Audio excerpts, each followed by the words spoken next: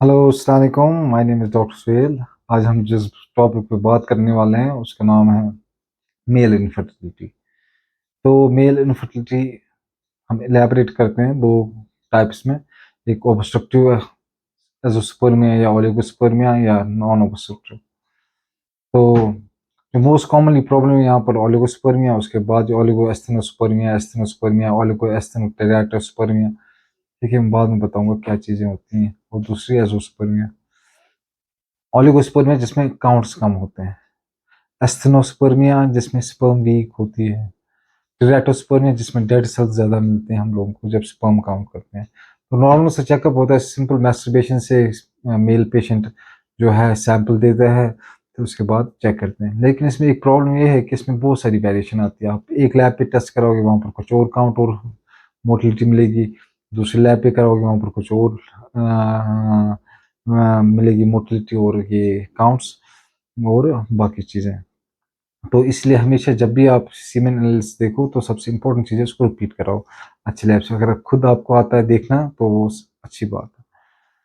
तो ओलिगोस्पर्मिया में भी सबसे इम्पोर्टेंट चीज़ है, जब हम आईवीएफ के लिए जाते हैं, जब आईवीएफ में देखते हैं स्पर्म की क्वालिटी, तो एम्ब्रियो जो बनते हैं उसमें वो तो बहुत ही वीक एम्ब्रियो बनते हैं। हम तो कुछ ही एम्ब्रियो सर्वाइव करते हैं उसमें, क्योंकि एम्ब्रियो जो स्पर्म जो वैसे तो काउंट्स नॉर्मल होते हैं, 60 मिलियन, 70 मिलियन, 80 मिलियन, 100 मिलियन, और मोटिलिटी उनकी 60-70% होती है। लेकिन जब एमटीओ के लिए हम चूज करते हैं स्पर्म को, तब उनकी क्वालिटी वो वैसी नहीं होती है जो इंपॉर्टेंट होता है। आफ्टर सेंट्रिफिकेशन या बाकी चीज़ प्रोसेस के लिए जो करते हैं हम, इसके लिए स्पर्म वॉशिंग के बाद हम स्पर्म को इसी के लिए डालते हैं इंट्रासाइटोप्लाज्मिक स्पर्म इंजेक्शन। उसमें क्या इंसर्शन, उसमें क्या करते हैं कि ओवा के अंदर जो माँ जो है उसके जो अंडेदानी से हम अंडा निकालते हैं, उसमें जब स्पर्म डालते हैं अंदर, तो उसको उसकी क्वालिटी अच्छी नहीं होती। तो बेसिक चीज़ें इसमें बहुत सारी हैं। तो सबसे लकी लोग वो होते हैं जिनमें ऑब्स्ट्रक्टिव एजोस्पर्मिया होता है, वो तो ट्रीट करना बहुत ही ईजी है। अगर ऑब्स्ट्रक्टिव एजोस्पर्मिया है वो तो देखने के लिए हम सीमेन फ्रुक्टोज विक्टोज देखते हैं उसमें कि ऑब्स्ट्रक्शन है कि नहीं है। और साथ में हम क्या कहते हैं इसको अल्ट्रासाउंड करते हैं, तो बाकी ऑर्गेनिक पैथोलॉजी ढूंढने के लिए। तो और ओलिगोस्पर्मिया के लिए अलग ट्रीटमेंट है, एजोस्पर्मिया के लिए अलग ट्रीटमेंट है। तब सबसे पहले ओलिगोस्पर्मिया, ओलिगोस्पर्मिया में हम सबसे पहले पेशेंट को लाइफस्टाइल, उसकी मॉडिफिकेशन, उसका डाइट, उसकी रेगुलर एक्सरसाइज और उसका रेगुलरली जो है इंटरकोर्स पेशेंट को बोलते हैं, ताकि वो इम्प्रूव करे। और साथ में हम उसके मल्टीवाइटामिन्स, कोएंजाइम्स, बाकी चीज़ें, एंटीऑक्सीडेंट्स देते हैं जिससे वो इम्प्रूव करता है। बाकी जो हम पेशेंट को हम स्टॉप करते हैं बाहर का रेस्टोरेंट का खाना, जंक फूड खाना, रेगुलर एक्सरसाइज भी डाल देते हैं जिससे उसकी ये चीज़ें इम्प्रूव हो जाती हैं। बाकी जो ऑब्स्ट्रक्टिव बाकी जो पार्ट इम्पोर्टेंट है जिसमें डॉक्टर, हर एक डॉक्टर बोलता है कि ये पेशेंट ला इलाज है, क्योंकि इसमें एजोस्पर्मिया है। तो एजोस्पर्मिया में दो टाइप से, ऑब्स्ट्रक्टिव, नॉन ऑब्स्ट्रक्टिव। ऑब्स्ट्रक्टिव वाले तो बहुत ही लकी हैं, क्योंकि हम उनमें वो काफ़ी सारी चीज़ें कर सकते हैं, जैसे टेस्टिकुलर बायोप्सी हो गई, वहाँ से हमने उनके जो मोटाइल स्पर्म्स है उनको हम फ्रीजिंग के लिए भेज देते हैं, तो फिर उसके बाद जो है उसी से हम आईवीएफ बाकी चीज़ें करा सकते हैं। और दूसरी चीज़ है, एपिडेमिस से भी हम लोग कभी कभार, डिपेंड करता है कि कहाँ पर ऑब्स्ट्रक्शन है, वेजोग्राम करते हैं, उसके लिए टेस्ट एक आता है, वेजोग्राम में पता चलता है कि कहाँ पर ऑब्स्ट्रक्शन है। तो एपिडेमिस से भी हम लोग स्पर्म निकाल के उसके बाद हम फ्रीजिंग के लिए भेज सकते हैं, जिससे हम एम्ब्रियो बनाकर फिर बाकी का प्रोसेस कर सकते हैं। अब बचा सबसे इम्पोर्टेंट चीज़, नॉन ऑब्स्ट्रक्टिव में। नॉर्मली जो ऑब्स्ट्रक्टिव होते हैं वो तो 20-30% होते हैं, बाकी एजोस्पर्मिया में जो 70% होते हैं, 60-70%, they are non obstructive azoospermia. उनको डॉक्टर साहब बोलते हैं कि अपने आपका तो कुछ भी नहीं हो सकता। अब ये ब्रांच है यूरोलॉजी का। यूरोलॉजी में एक छोटा सा बॉक्स है, छोटा सा डिब्बा है जिसमें इनको पढ़ाते हैं कि ट्रीट कैसे करते हैं। ठीक है। अब यूएस में, पूरे अमेरिका में 8 ही लोग हैं जो ट्रीट करते हैं ये लोग। ठीक है, तो अब कश्मीर में कितने होंगे, जेएंडके और इंडिया में कितने लोग होंगे जो कंप्लीट एजोस्पर्मिया को ट्रीट करेंगे। ठीक है, तो इसके लिए बहुत सारी मॉडलिटीज है चेंज ठीक करने के लिए, जिसमें नॉन ऑब्स्ट्रक्टिव एजोस्पर्मिया हो।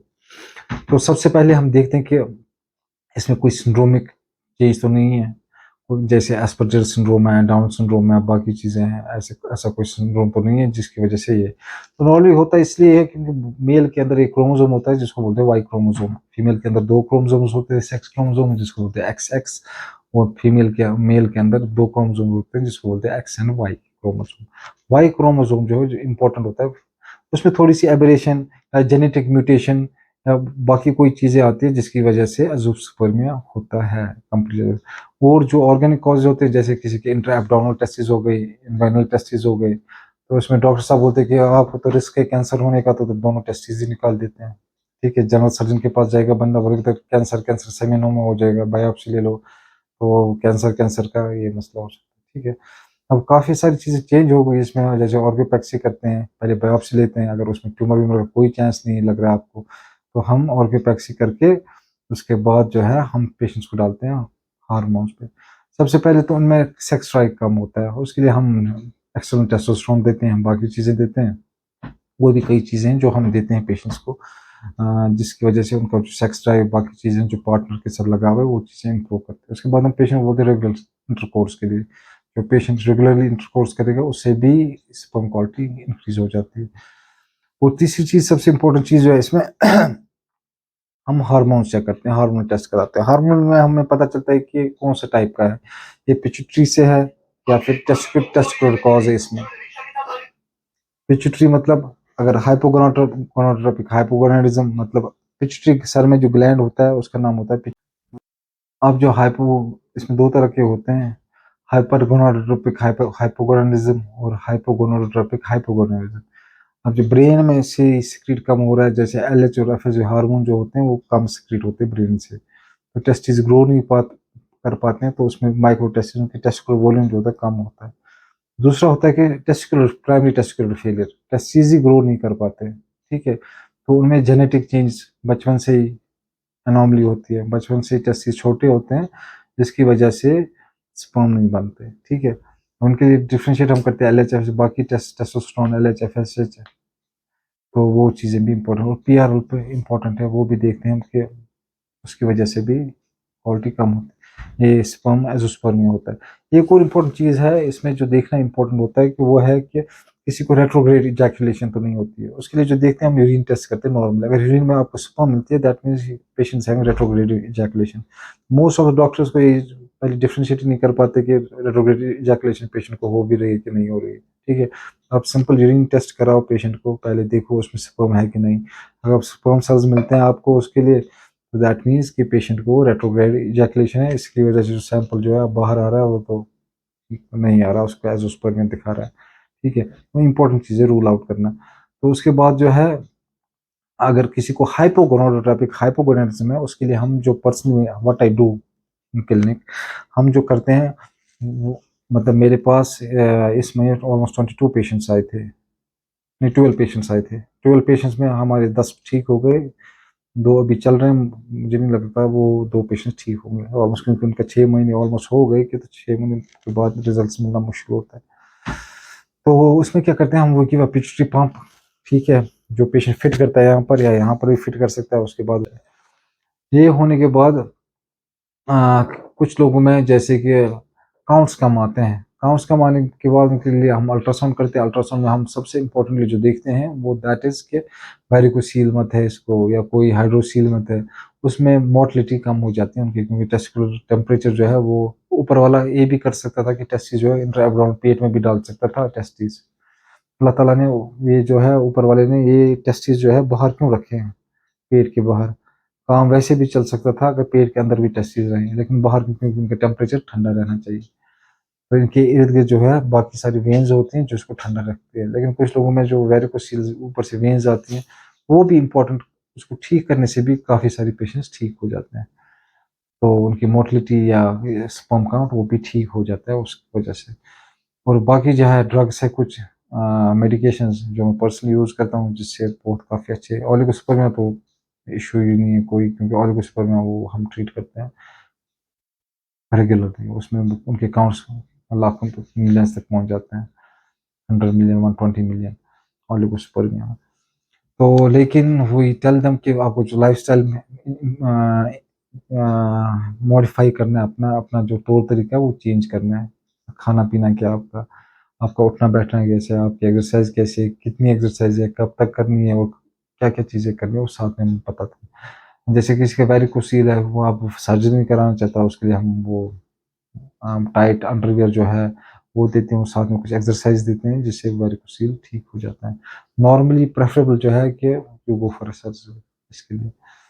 उसके बाद जो है डिक्रीज लिबिडो, कोई स्पर्म नहीं दे पाता है कि in my centre I have a separate room for them, couple can go inside, जहाँ पर अब एक कपल जा सकता है जहाँ पर वो जिनको पार्टनर से ही स्पर्म इजैकुलेट होता है, तो there is separate room at my clinic, तो जहाँ पर हम ये लोग क्या कहते हैं इसको स्पर्म देते हैं अपनी वाइफ को साथ लेकर, तो उसके बाद जो है वो डोनेट करके फिर हम सीमेन एनालिसिस के लिए जाते हैं। ऐसे जैसे ही वो नॉर्मली देते हैं तो वैसे उनका स्पर्म निकलता ही नहीं है, ठीक है, तो काउंट्स कम दिखा रहे हैं। जब बीवी के नज़दीक जाते हैं लोग तो फिर जब उस वक्त इजैकुलेट देते हैं उसमें काफ़ी अच्छा मिलता है उनको, ठीक है।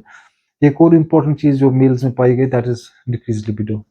तो डिक्रीज लिबिडो में पर्सनली व्हाट आई डू, मैं इनको डाल देता हूँ टेस्टोस्टेरोन पे, टेस्टोस्टेरोन की वजह से इनका लिबिडो ठीक हो जाता है। लेकिन there is one bad thing about testosterone, taking extra testosterone उस वक्त काउंट्स तो ठीक हो जाते हैं आपके कुछ टाइम के लिए, लेकिन उसके बाद जो है वो जो काउंट्स हैं इनके फिर गिरने शुरू हो जाते हैं।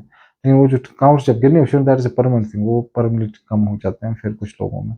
तो इसको कब यूज़ करना है और कैसे यूज़ करना है और किन पेशेंट्स में यूज़ करना है, दैट इज अ डिफरेंट, वो डिफरेंट सिनेरियो बन जाता है, that is a different technique. तो पेशेंट की सिलेक्शन जो है किस पेशेंट में आप यूज़ करोगे और किस पेशेंट में यूज़ नहीं करोगे, वो दैट्स अ इम्पोर्टेंट थिंग। वो सिलेक्टेड पेशेंट में आप यूज़ कर सकते हो। सारे पेशेंट्स में उठाकर टेस्टोस्टेरोन दे दिया आपने तो किसी की वो कोई तो बिल्कुल ही बैठ ही जाएगा उसके बाद, तो मतलब उसका लिबिडो तो बढ़ जाएगा, लेकिन साथ में बाकी सारी प्रॉब्लम जैसे एंगर इश्यूज, गुस्सा होना, बाकी चीज़ें। उसके बाद कुछ लोगों में तो ऐसा होता है परमानेंटली वो ओलिगोस्पर्मिया से तो एज़ोस्पर्मिया में चला जाता है, फिर उसको ठीक करना it takes lots of months उसको ठीक करने में। तो मकसद यही है कहने का कि एज़ोस्पर्मिया में भी इलाज है आजकल, ठीक है। कुछ लोगों में ये चीज़ भी है कि हम लोग टेस्टिकुलर बायोप्सी लेते हैं, मेजर टेस्टिकुलर बायोप्सी, टेस्टिस पे इंसिजन लगाकर वहाँ पर बायोप्सी लेकर बायोप्सी उठाकर हमको कुछ अच्छे स्पर्म्स मिलते हैं, उसी में फिर हम फ्रीज करते हैं उनको, फिर आगे जाकर जब हम आईवीएफ करना होगा तो आईवीएफ इसमें डाल देते हैं। तो ये भी अच्छी टेक्निक है एक ऐसे। और नेचुरली भी हम लोग करते हैं कि सिर्फ दवाई मेडिकेशन देकर जिससे हम लोग ठीक करते हैं एज़ोस्पर्मिया।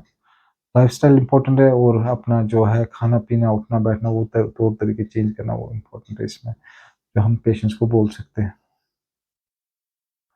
और साथ में सबसे मैंने ये प्रॉब्लम देखी है कि इन्वेस्टिगेशन, लैक ऑफ इन्वेस्टिगेशन, मतलब या तो डॉक्टर डर जाता है इन्वेस्टिगेट करने में या तो फिर पेशेंट रिलक्टेंट होता है इन्वेस्टिगेशन में, या तो कुछ डॉक्टर्स को पता भी नहीं, I am sorry to say that, I am sorry to say that, कुछ डॉक्टर्स को पता भी नहीं होता कि कौन सी इन्वेस्टिगेशन करानी है। जैसे कोई पेशेंट है उसका प्रोलैक्टिन बहुत ज़्यादा बढ़ा हुआ है तो अपने पेशेंट को जो है पता ही नहीं, यहाँ से पता ही नहीं है आपको कि प्रोलैक्टिन बढ़ा है, या थायराइड वाला पेशेंट है वो यहाँ से एज़ोस्पर्मिया सालों से ओलिगोस्पर्मिया सालों से, और आपने थायराइड का टेस्ट भी नहीं कराया उस पेशेंट का, ठीक है। तो ये इंपॉर्टेंट है ये चीज़ें जो एक पेशेंट को का रूटीन में चेकअप होना चाहिए इसके लिए। और never be afraid of doing investigation, investigation कराओ, पेशेंट उनको समझाओ कि ये इन्वेस्टिगेशन आपके लिए इम्पोर्टेंट है, क्योंकि इसी से हमको पता चलेगा कि आपका जो ट्रीटमेंट है ये कैसे हम ये आपका जो ट्रीटमेंट ये कैसे करेंगे हम लोग। तो हम पेशेंट्स को ग्रीन लीफी वेजिटेबल्स, बाकी जो स्पर्म वो एजेंट्स, वो फूड जिससे स्पर्म की क्वालिटी और स्पर्म की मोटिलिटी और स्पर्म क्वांटिटी जो है इंक्रीज हो जाए वो देते हैं पेशेंट्स को। तो डाइट उनमें इम्पोर्टेंट है और लाइफस्टाइल भी इम्पोर्टेंट है ओलिगोस्पर्म पेशेंट्स में। तो एब्सोल्युटली डिफरेंट प्रोटोकॉल हम यूज़ करते हैं, that's the different protocol we use at our clinic, ठीक है। तो मैक्सिमम पेशेंट्स ठीक हो जाते हैं। अगर किसी पेशेंट को ऐसी प्रॉब्लम है तो he can visit my clinic, मेरा क्लिनिक है कांडबाग बारामूला में, और we normally do that thing, ठीक है। मैं एक गायनोकोलॉजिस्ट हूँ नॉर्मली, लेकिन मेरी एक फेलोशिप है यूरो गायनोकोलॉजी में भी, वहीं पर सीखा मैंने ये सब कुछ कैसे मेल, जो हम मेरे जो टीचर थे he was great in this thing, तो उनकी 40-50 साल की एक्सपीरियंस है और उनके जो इम्पोर्टेंट टिटबिट्स है जो उन्होंने सिखाए मुझे, उसकी वजह से आई ग्रो ग्रीव अप, जिससे मुझे हेल्प हुई आगे जाकर के मैं ऐसे पेशेंट्स को ठीक कर पाया। Thank you so much. Kindly like, subscribe और share our channel. Thank you so much.